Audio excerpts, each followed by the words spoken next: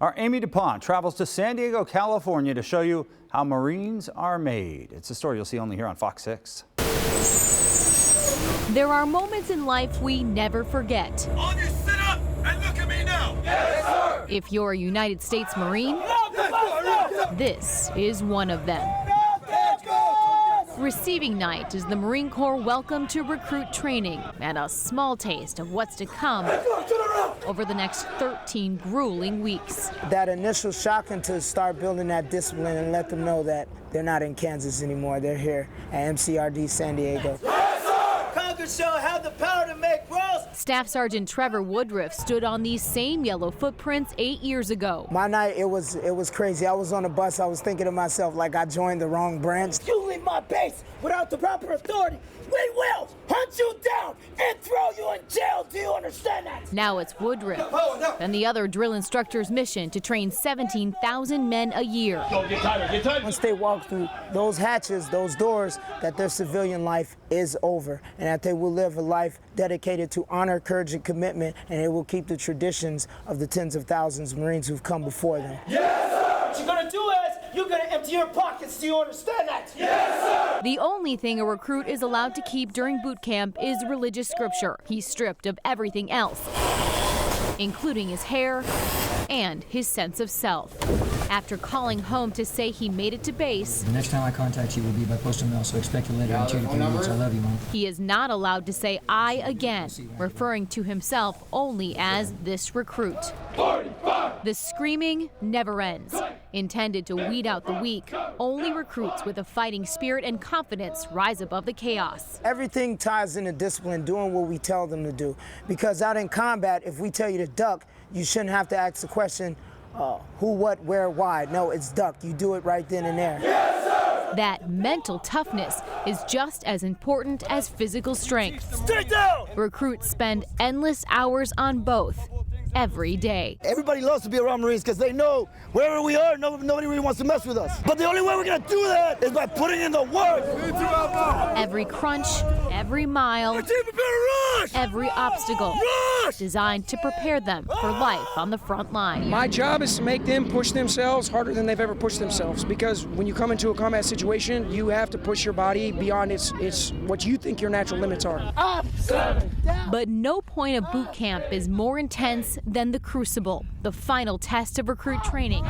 Only those that make it through earn the title Marine. 3-day, 40-mile continuous march includes team obstacles and individual challenges, like how to ration 2 meals over the course of the event. By the time he reached the last hill, appropriately named the Reaper, it was tough. Sheboygan native Zach Schramm was starving and exhausted, but he kept climbing. You go up the big hill with your day pack and your main pack on, so you have 70, 80 pounds easily on your back. You're going up this hill. You just have to remember, one foot in front of the other and keep going. All the way to the top, where Zach and the rest of the recruits in his company earn the right to call themselves a United States Marine. Being here today and saying that I did it, saying that I am a United States Marine, that's something that I earned and nobody can take away from me. When they stepped onto the yellow footprints 3 months ago, the task before them seemed nearly impossible. Recruit training was tougher than they expected. But so were they. In San Diego, California, with photojournalist Adam Hansen, Amy DuPont, Fox 6 News. Let me see your hands! Let me see your hands! Bang, bang, bang, bang. At the St. Anthony School in Menominee Falls, You guys ready? Moving. hallways are filled with tactical units, classrooms Hands up! Put your hands up! become crime scenes. The situation may not be real, Cover your face! but for these moments, Face me! it sure does feel like it. It gets your heart going and you get pumped up. Okay, clear to the rear yet. In here, every second counts. Hearts pounding, Third rear! minds racing. Right classroom. These officers are training to keep clear focus. Priority fire, guys. Get up there. Let me see your hands! Let me see your hands! When you practice something so often, it just comes second nature. Kayla Mahuda is one of the newest officers on the Pewaukee Police Department. She's learning what to do and how to act if she's ever in an active shooter situation. And you have to be able to trust who you're working with, and in order to get the job done thoroughly. Don't move! trust that is strengthened between these 30 people. The FBI is training police officers from 16 law enforcement agencies from across the state. The biggest thing is to be ready, to always be ready. Special Agent Jay Darren guides officers in a 2-day rapid response training. Show me your hand! Show me your hand! For this scenario, All right, freeze it. Did you guys see that? he is making sure no gun is missed, no shooter unseen. I'm guessing you guys were up, right? Darren has been training officers since 2013. It's part of a federal program following the Sandy Hook tragedy. The goal is to prepare more local law enforcement. Show me your hands! Show me your hands! These events can happen anytime, anywhere, and each and every officer needs to be ready for that event to happen in their community. Key points: We're teaching law enforcement officers how to isolate, distract, or neutralize an active shooter threat. Maybe easier said than done. Some desks on the far side. That's why this is so critical. If they don't train it, they don't use it, they'll lose it. Any change in the hallway? No. They use places like this as a backdrop. You see all the kids' little drawings up on the wall and the little chairs in here and things like that. It makes the scenarios more realistic. I go into schools almost every single day when I'm out doing my work. On me. For Washington County Sheriff's Deputy Dan Halpin, everything he learns can be taken back to the department. Clear center. Spending however many hours we're here doing this to be able to prevent that in the future is well worth it. For fellow Deputy Stephen Rupplinger, it'd be a cop's nightmare if he didn't know what to do in a school shooting. The lessons are invaluable. 3 up front and then a double rear guard. If I do the training now, it'll be muscle memory, and then if something happens in the future, I'll be prepared and my body will take over and know exactly what I need to do. With every step taken, every word spoken. What do you see? What do you got? Anything at all? The officers will know exactly what to do to protect lives, hoping these scenarios will never become real. But they're ready if they do. Bang! With photojournalist Bang! Adam Hansen, Bang! Ashley Sears, Fox 6 News. For residents of Building 109, life as they knew it is now a pile of rubble. I feel sorry for the people that lost their stuff in there. Onlookers watched as crews started the controlled burn Thursday morning. I've seen some fires, but not as big as this. Word of the fire spread, attracting a curious crowd. Well, I first pulled in, I never seen as many cars in Fleet Farm parking lot as it have today. Cars and trucks lining up for a front row seat to the blaze. I got a perfect shot of it right here. Right now I see smoke, black smoke coming from over there. A lot of smoke and flames. By lunchtime, the building had collapsed one floor. My dad and my brother are both over there right now fighting that fire. John Stegner, a firefighter himself, says their top priority is keeping everyone safe. It's pretty hectic. I know they got 20 departments here. I could justify every single one of them. Cell phones, cameras, and drones on deck capturing the moment. Almost kind of like a once out of a lifetime thing, you know. Still, some folks feeling unsettled when remembering what led up to the burn. Scary. This is my hometown. I was born and raised in Beaver Dam. I guess all I can just hope for that everything just works out good, you know. It's not terribly late on a Sunday night, but it's late enough that most of the working world is winding things down. You're all good. I'm going to be gone. See you in a couple hours. While Angelo Gowdy is whipping it up. Oh, he too has to be at work very early Monday morning. See y'all later. But he can't be effective there until his Sunday night ritual is complete. A highly religious man, Angelo wore a suit to church Sunday morning. But for this service, he'll be in sweats. Sunday night is my church after church, if that makes sense. It's less than a 10-minute drive from his home to his second service of the day. And there are kids on Christmas morning better able to contain their glee than Angelo can right now. Why are you so excited? It's like what do you know that I don't know about where we're going? You're going to see. And you're going to see why I'm excited. It's like the pre-game. Let's call it the pre-game. Right. And just turn on the music and get the blood going. In the time it takes for 2 Bruno Mars songs to play, we've arrived. Here's church. Skateland is church? Skateland is church. Wait, what? It's our church on wheels. And we are about to get baptized. You know we about to get down tonight. You about to get down tonight? Try my best. Let's get it. The choir in this case is a DJ, doing all he can to get the congregation on its feet. But not until those feet have wheels on them. From the moment you walk in, you hear the music, you look out there on the floor, and you see the people having a good time. It's contagious. Put on a pair of skates like you did yourself, and you get out there, you say, oh, this is it. If you haven't been to a roller rink since you were a kid, the first thing you'll notice is there are no kids here. 2 nights a week at the Skateland in Butler, they roll it old school. Adult skate is when we do our 21 and older. We do that every Wednesday and Sunday. And what it tends to be is more of an urban dance type thing. The R&B hip hop thing mostly is what we end up enjoying the most. Don't think for a second this is roller skating making some sort of resurgence. Because the truth is, in the African American community, it never went away. You have all kinds of occupations out there on the floor. Dennis Bunn works for Amazon during the day and helps manage the rink at night. Once upon a time in the skating era, the disco era was the huge thing. Everybody was involved, didn't matter what race or what have you. Kind of when disco fell off, mainstream America kind of fell off. In the urban community, this was a sport we could all afford to do. We enjoyed it anyway because the music was just all in your soul. It's fun. It's like a stress reliever. It's like a skate family. It's like a different family. For postal worker Rates Burris, Sunday night skate is as necessary as a stamp on a letter. When I come here, it's like whatever's on my mind, I let it go. It disappears. It just goes away. It is at times part dance, part trance. Independent slow roll or a conga line looking for add-ons.